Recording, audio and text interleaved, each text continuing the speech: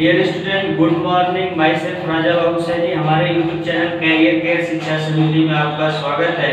आज हम आप लोगों को जो है क्लास 11th के मैथमेटिक्स में आपका चैप्टर समृद्ध संख्या एवं द्विघात समीकरण स्टार्ट करने वाले हैं।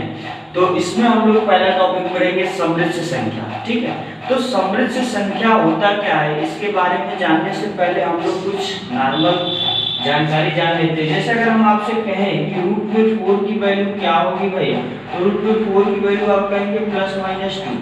अगर हम कहें रूट में 25 की वैल्यू कितनी होगी, तो आप कहेंगे ±5।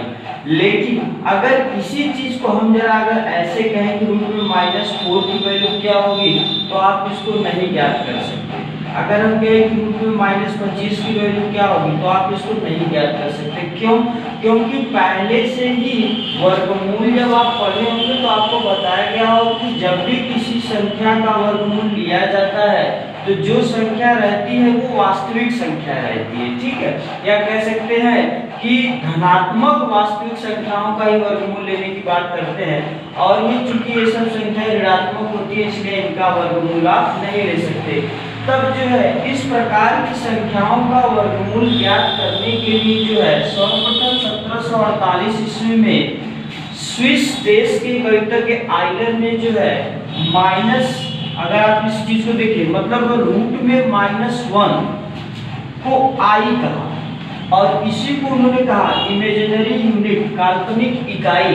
तो स्विस के गणितज्ञ आइलर ने जो है 1748 ईस्वी में -1 के वर्गमूल को आई से प्रदर्शित किया और इसी आई को कहते हैं आयोटा। और इस चैप्टर में हम लोग इसी आई पर आधारित सारे प्रश्न करेंगे। मतलब उन्होंने क्या माना कि रूट में -1 की वैल्यू क्या होती है भाई, आई। आइए देखते हैं, अगला है टॉपिक इसमें आई के पूर्णांकीय घात। मतलब आई के घात अगर वैल्यू बढ़ती जाए तो आप उसको क्या लिखेंगे। आपको शुरुआत में ये पता है कि भाई रूट में -1 की वैल्यू क्या होती है, आई होती है। तो अगर हम कहें कि रूट में -1 गुणे रूट में -1, मतलब ये i² होगा, तो इसकी वैल्यू i² की कितनी आ जाएगी, -1 आ जाएगी। ठीक है, तो i का मान रूट में -1, i² का मान -1, i³ का मान कहें तो i³ का मान आप कितना लिखोगे भाई, रूट में -1 गुणे रूट में -1 गुणे रूट में -1। तो ये दोनों वैल्यू तो हो जाएगी -1 और रूट में -1 की वैल्यू i, तो i³ का मान आपको कितना मिल जाएगा, -i। और इसी तरीके से अगर हम आपसे कहें कि i के पावर 4 का मान कितना होगा, तो i के पावर 4 का मान आप देखेंगे प्यारे बच्चों, तो आप इसे लिखेंगे i² का मान -1 और i² का मान -1, तो i के पावर 4 की वैल्यू कितनी होगी, 1 होगी। जब आप इसी तरीके से आगे प्रोसीड करते जाएंगे तो देखेंगे i के पावर 5 का मान जो है i के पावर 4 इंटू आई लिखेंगे और i के पावर 4 का मान 1, तो ये कितना आएगा, i आएगा। फिर इसी तरीके से i के पावर 6 करेंगे तो i के पावर 4 इंटू आई का स्क्वायर, i के पावर 4 की वैल्यू 1 और i के स्क्वायर का मान -1, तो ये वैल्यू कितनी आ जानी है, -1। इसी तरीके से जब आप प्रोसीड करते जाएंगे तो आप देखेंगे कि i के पावर 7 का मान -i के पावर 8 का मान 1। तो यहाँ से देखो हम लोग क्या देख रहे हैं कि जब भी i का घात 4 का गुणज होगा तब उसका मान कितना होगा, 1 होगा। तो प्यारे बच्चे इसे संक्षेप में हम क्या लिख सकते हैं कि i के पावर 4m बराबर कितना होगा, 1 होगा। आप इसे लिख लेंगे, जहां लिखेंगे m कोई धन पूर्णांक है, यम कोई क्या है भाई, धन पूर्णांक। मतलब i के पावर अगर 4m के रूप में कोई संख्या रहेगी तो इसका मान कितना होगा, 1 होगा। लेट से अगर हम आपसे कहें कि i के पावर 12 का मान कितना होगा भाई, तो आप इसे लिखेंगे 4 × 3 और 4 के गुणज के रूप में अगर कोई भी नंबर होगा तो इसकी वैल्यू कितनी होगी, 1 होगी। आइए आगे देखते हैं, कुछ नोट पॉइंट में है। जैसे i के पावर 4m बराबर 1 होगा, मतलब यम आपका जहाँ कोई क्या होगा भाई, धन पूर्णांक होगा। यम आपका जो है धन पूर्णांक है। ठीक है, तो i की पावर 4m होगा, तो i के पावर कुछ भी रहेगा। देखो आप इस चीज को क्या लिखोगे, i के पावर 4m है तो इसे लिखेंगे i के पावर 4 के पावर m, i के पावर 4 की वैल्यू 1 और 1 के पावर m, 1 के पावर कुछ भी होगा वैल्यू कितना आना 1 आना है। इसी तरीके से देखो i के पावर 4m प्लस 1 है तो इसे लिखेंगे i के पावर 4m इंटू i, ठीक है।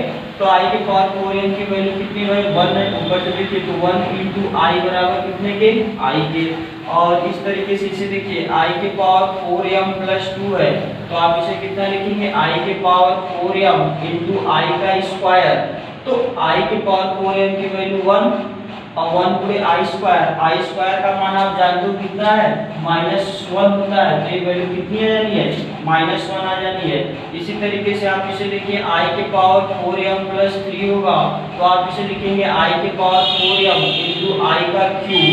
तो ये i के पावर 4m की वैल्यू 1 और i क्यूब की वैल्यू -i, तो ये वैल्यू कितनी आ जानी है -i आ जानी है।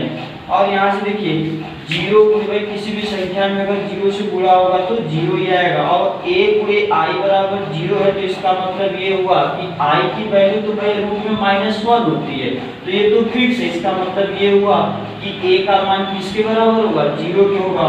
और जैसे कि आप जानते हैं किसी भी संख्या में पावर यदि 0 हो तो उसकी वैल्यू 1 होती है, तो काल्पनिक संख्या i के लिए भी यही रूल फॉलो करता है कि यदि i के पावर 0 होगा तो उसका मान कितना होगा 1 होगा।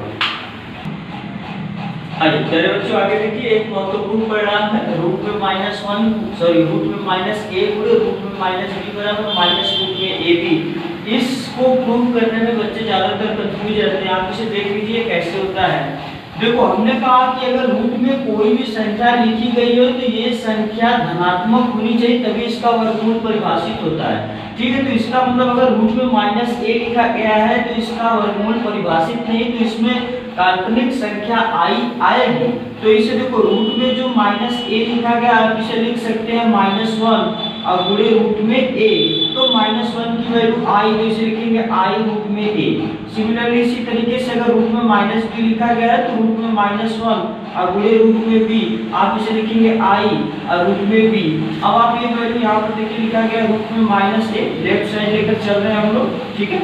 रूट में -a गुणे रूट में -b और इनकी वैल्यू रखेंगे i रूट में a गुणे i रूट में b, i का i में गुणा होगा तो i स्क्वायर और रूट में ab और i स्क्वायर का मान -1 तो माइनस रूट में ab और ये हम लोगों का क्या है राइट साइड, ठीक है। यार बच्चों अभी तक हमने आप लोगों को जो बताया वो जो है इकाई मतलब कि काल्पनिक इकाई के बारे में था। अब हम आप लोगों को जो बता रहे हैं सममित संख्या के बारे में बता रहे हैं कि सममित संख्या होता क्या है कॉम्प्लेक्स नंबर। यदि कोई संख्या जो है a और b अगर आप कोई दो संख्याएं ले a और b अगर कोई आप दो संख्याएं ले लीजिए तो ये भी रियल नंबर है ये भी रियल नंबर है, तो a प्लस ib के रूप की जितनी भी संख्याएं होंगी इनको क्या कहेंगे भाई सममित संख्या कहेंगे, जिसमें a और b कहां से बिलोंग करेंगे रियल नंबर के सेट से बिलोंग करेंगे, ठीक है। तो इसकी परिभाषा बनती है यदि a तथा b कोई दो वास्तविक संख्याएं हैं तो a प्लस ib के रूप की प्रत्येक संख्या सममित संख्या कहलाती है और इसे अंग्रेजी वर्णमाला के अक्षर z से क्या करते हैं भाई प्रदर्शित करते हैं।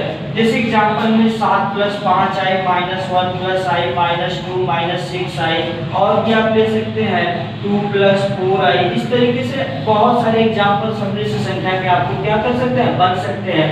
देखिए एक और चीज याद रखिएगा, जैसे अगर आपसे हम कहें कि 6 सममित संख्या होगा कि नहीं, बिल्कुल होगा।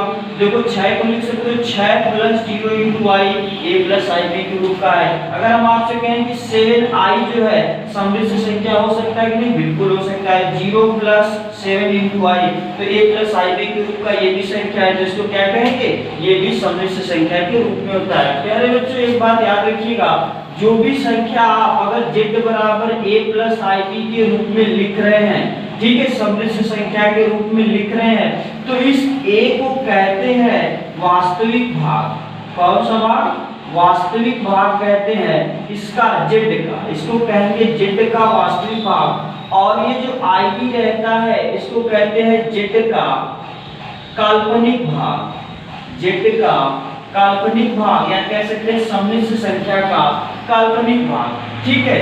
अब इसके बाद आपका टॉपिक आता है कि इसमें शुद्ध वास्तविक और शुद्ध काल्पनिक संख्याएं कैसी होती हैं।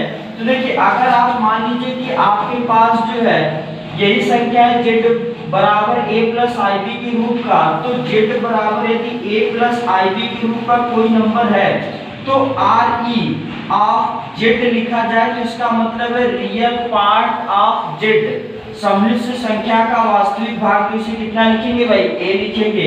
और अगर IMG ऐसे लिखा जाए z तो इसका मतलब हुआ कि इमेजिनरी पार्ट काल्पनिक भाग, z का काल्पनिक भाग कौन होगा b होगा।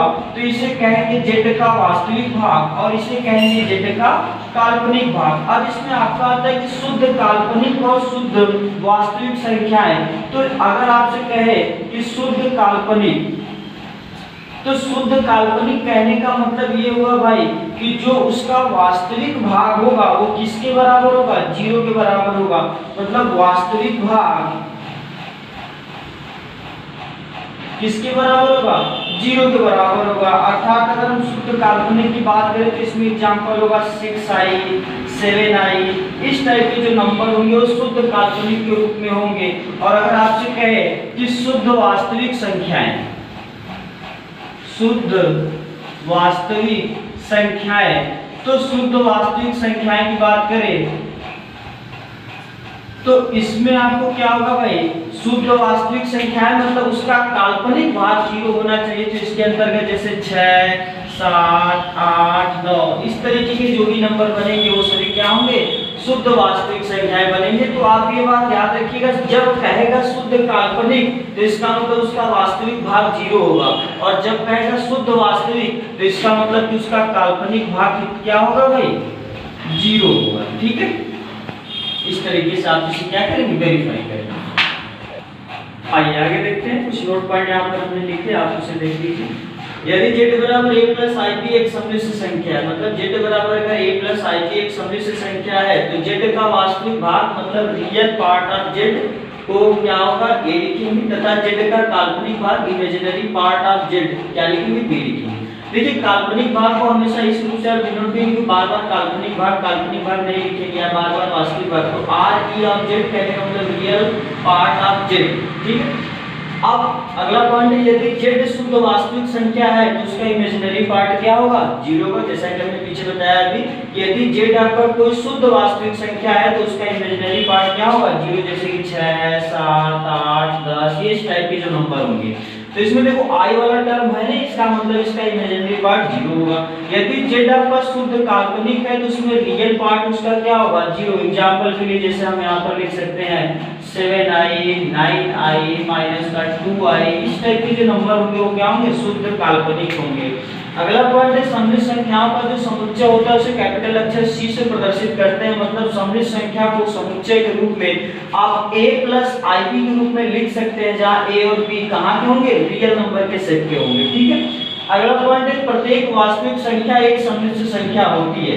जो प्रत्येक वास्तविक संख्या, कोई भी नंबर आप ले लेंगे जैसे कि 2 4 6 माइनस 8, प्रत्येक वास्तविक संख्या क्या होगी, सम्मिश्र संख्या होगी, क्योंकि इनको a प्लस b के रूप, a प्लस IB के रूप में आप लिख सकते हैं। जैसे अगर हम 2 को कहें तो 2 को क्या लिख सकते हो भाई, माइनस 2 प्लस 0 इंटू i।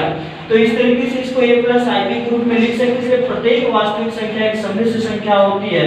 और अगला पॉइंट है, प्रत्येक काल्पनिक संख्या एक सम्मिश्र संख्या होती है। प्रत्येक काल्पनिक संख्या मतलब जिस संख्या में i का गुणा हुआ हो, 7i माइनस 6i, तो इस टाइप के जो नंबर होंगे वो सभी क्या होंगे, काल्पनिक संख्या। क्योंकि इनको भी देखो a प्लस IB के रूप में लिख सकते हैं, इसको 0 और प्लस 7i के रूप में लिख सकते हैं, ऐसे 0 माइनस 6i, तो इसको भी a प्लस IB के रूप में लिख सकते हैं। अर्थात प्रत्येक काल्पनिक संख्या एक सम्मिश्र संख्या होती है। और उसके बाद अगला पॉइंट है कि यदि a प्लस IB बराबर 0 है, मतलब a प्लस IB बराबर 0 है, तो इसका मतलब ये हुआ कि काल्पनिक भाग 0 के बराबर होगा और वास्तविक भाग भी 0 के बराबर होगा। मतलब अगर दो सम्मिश्र संख्या या किसी सम्मिश्र संख्या को 0 के बराबर लिखा गया है तो उसका वास्तविक भाग भी 0 के बराबर होगा और उसका काल्पनिक भाग भी 0 के बराबर होगा। प्यारे बच्चों, किताब में इसमें और सारे जो है डेफिनेशन है, आप उसे आगे देखिएगा और जो हमने बताया उसे पढ़िएगा। इसके आगे हम नेक्स्ट वीडियो में प्रोवाइड करेंगे।